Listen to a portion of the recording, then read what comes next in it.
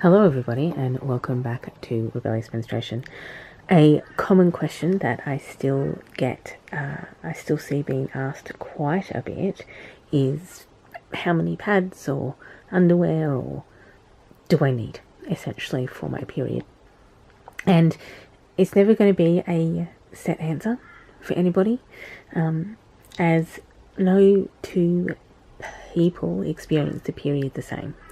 And the more you go into a reusable space, the more that you will find that it's not so much that you have to use everything to completion. So if you are buying disposable, single-use disposables, you may not have the money to change it as regularly as you would like. You might have to keep it on for longer, or you might have to stay in it. You might not change it. I just change my cloth pad every time I go to the bathroom. It doesn't need to be full because I have enough to complete my entire period, changing every 2 hours, and that's going to be fine. And I'm comfortable with that, and all I have to do is clean them at the end. The thing about reusables is that you can clean them as frequently as you need to do them. And sometimes if you don't have enough to do a whole period, you might be washing every day and drying them every day to use them the next day or the day after. So in general, my recommendation as an overarching thing would be basing it, at least when you start using reusables, initially on what you are currently using single-use disposables. And also, do you use pads or tampons? Do you use lights, heavies? How long is your period? What is your wash cycle? What is your cleaning cycle? Do you have easy access to a washing machine, to laundry detergent, to OxyClean, which is a good thing to soak your cloth pads in? How often do you do your washing? Is it going to be easy for you to take care of a cup, of a menstrual cup? And these are all kind of considerations that you can put into how much you're going to get. And obviously this is also financial as well. How many financial situations do you have? Because even if you sew them, you're still going to have to use those resources. Do you have a sewing machine? Do you have the skill or access to somebody who has the skill to use a sewing machine? I don't know how to use a sewing machine. I don't sew. It's not particularly a skill set that I have, but my sister does. So she has both the skill to use a sewing machine and a sewing machine. So it could be something of a shared resources thing as well. But there is so much to think about when you're doing this, and that's just like kind of the start of the questions, let alone like, are you a service worker? Are you on your feet all day? Are you in an office? Do you have easy access to not only clean bathrooms but the accessibility to take a break to access those bathrooms? Are you taking a break every 3 hours? Are you taking a break whenever you need to? So all of these things kind of inform a bit of a feedback to how and what you will use. So between underwear, which as you can see is up here, cloth pads and menstrual cups, or any combination of all of them. As you can see, I use a combination of all three of them to use during my period. I generally tend to use menstrual cups out of the house when I'm in office or traveling or moving around, because I don't have to think about leaks or my pad moving or having a gush or all of those types of things. That mental load of having your period or having my period is gone when I'm wearing a menstrual cup out of the house. When I'm inside the house, I don't really have to think about that because I have very easy access to a bathroom, to hygiene accessories, and to being able to change my cloth pad pretty frequently. So even if I have a gush or even if I'm really heavy on my heavy day, I can change that every 1 hour, 2 hours, however frequently that is necessary. So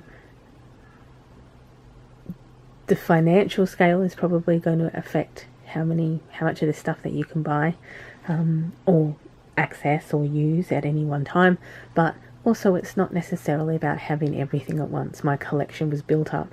I've been using reusable products for about 10 years now, and so a lot of my collection I didn't start with, I started with one or two.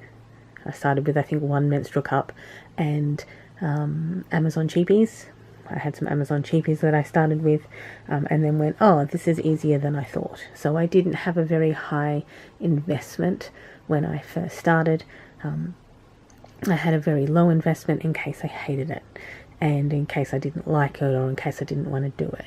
I found the Amazon cloth pads to be they were microfiber, and I really don't like the feel of microfiber. Then found a lot of reusable makers on Etsy, and ordered quite a few cloth pads through Etsy as and when I could. I ordered a lot of menstrual cups online, but this was back in 2016, which had come a long way. A friend of mine had been using menstrual cups probably 10 years before I had been, and she was saying that it was very difficult to order menstrual cups or find menstrual cups that were very localized or quiet, and even though some menstrual cups have been around, like the Lunette, for quite a long time, and the Diva cup, it was still ordering from their website. I'm in Australia, Diva cup is Canadian, I think the Lunette might be too, and it's ordering from their websites and waiting the weeks until they get here and all of these types of things. So now a lot of the stuff is available in chemists, like this one here. This one is Tom's Organics, and it is, I believe Tom's Organics is an Australian company. This is found in supermarkets. You can buy it in our local shopping centres. This one is a Hello Cup disc. They do menstrual cups and discs. This is a New Zealand company and is very easily accessible in Australia. And this is the Maluna. Could be American or Canadian. Actually, I think this is German. But again, this is available from Amazon, I believe. This one here is a Ruby cup. Again, all of these are quite easily accessible. Modibody, which is this one here, is an Australian company that's easily accessible as well. And this one here is a cross. This is U by Kotex and Modibody. This is available in chemists in Australia. So a lot of these types of ones are available.